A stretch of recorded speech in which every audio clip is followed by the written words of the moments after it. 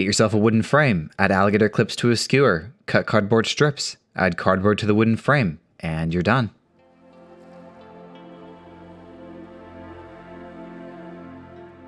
You now know the basics of building a paint stand, and you could end the video right here if you wanted, but if you want to stick around and watch the rest of this 8-minute video, feel free to do so. I'll be going into detail on putting this simple paint stand together, as well as things to keep in mind when it comes to your choice of materials. I'll be starting with this wooden frame from the craft store. Its job is to hold the cardboard strips together and to add weight to the bottom of the stand. You'll also need some cardboard, alligator clips, wooden skewers. For tools, you'll need a sharp box cutter, a pair of pliers, needle nose does work the best, but others will do fine, a ruler, and a pen, pencil, or feather quill if you're feeling fancy. Let's talk cardboard, shall we? As you can see by this collection of samples I've collected, not all cardboard is the same. You have different thicknesses and corrugation size, and this is going to affect how well the skewers fit in your cardboard. Personally, I'll be using this middle cardboard here as it works well with the skewers that I'm going to be using. You can see it enters the corrugation with ease without bending the sides of the cardboard. Now let's talk skewers.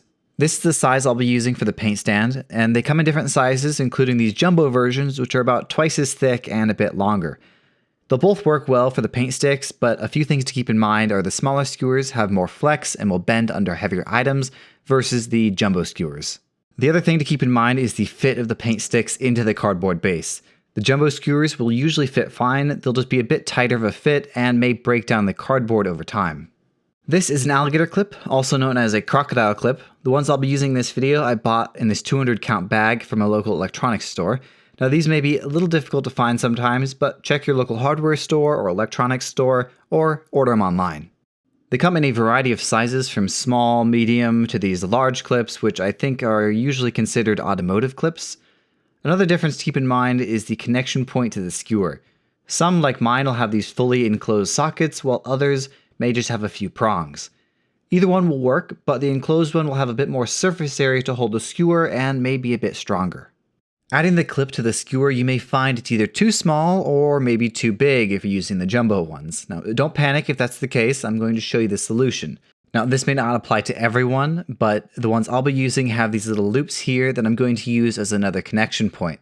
I just have to whittle down the flat ends of my skewers and they'll friction fit into that loop. Then I just squeeze the metal around with my pliers, forming it around the skewers, and at this point it is pretty strong, but as an added precaution, I'll add a bit of super glue to make sure that it's not coming apart.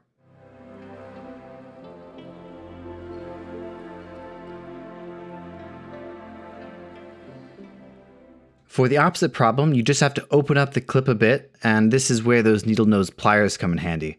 Once it's opened up enough, you can attach the skewer and close it back up, same as before.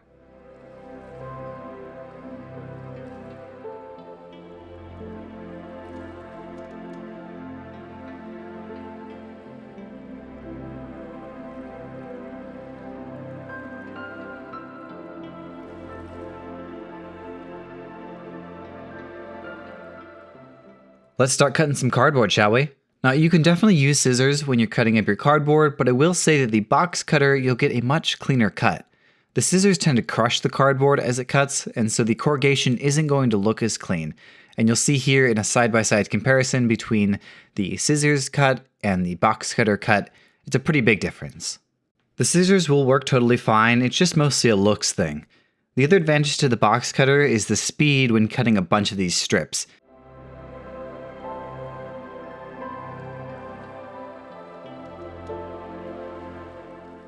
To make the strips the right size, I measured the length of the interior of the frame as well as the depth. I then cut a template to make it easier to mark out the measurements on the cardboard. The frame's depth was about 3/4 of an inch, so I went with a full inch to make things easier and to add some extra stability to the painting sticks. The more they stick into the cardboard, the more stable they'll be. Then it's just a matter of marking out the strips and cutting it out on my cutting mat. Now this is an easy process, but it does take some time, so just put on some music, relax, and take your time. Don't try and cut through the cardboard with one cut. It'll be much cleaner and safer using multiple passes, even if it does take longer. I know you can also make or buy these tools that help you cut cardboard down into strips for homemade cat scratchers. I mean, that's basically all this is, a fancy cat scratcher.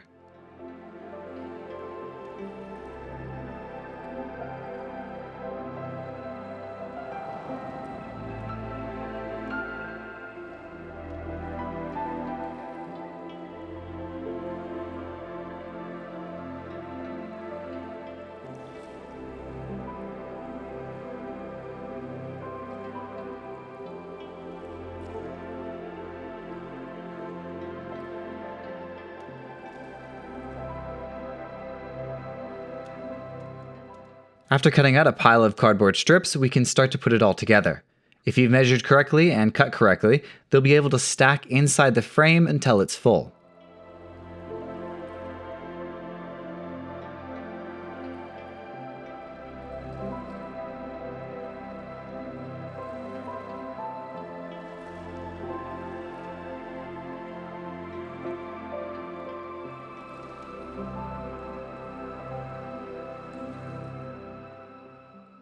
And just like that, we have the finished base of our paint stand, or a fancy cat scratcher, or maybe both. Our paint sticks fit great and they enter and exit the cardboard with ease. The smaller paint sticks are great for one-handed operation. The jumbo ones tend to stick a bit more and may require an extra hand to get them to come off, as you'll see here. It lifts the whole base up.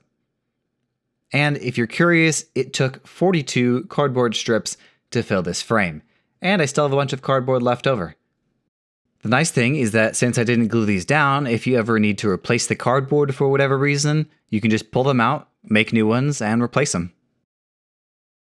This is the first paint stand that I made a few months ago, and it's been working great. This one is a bit taller, and I used thinner cardboard, so the smaller paint sticks hold onto this one as well, but that hasn't really been an issue for me.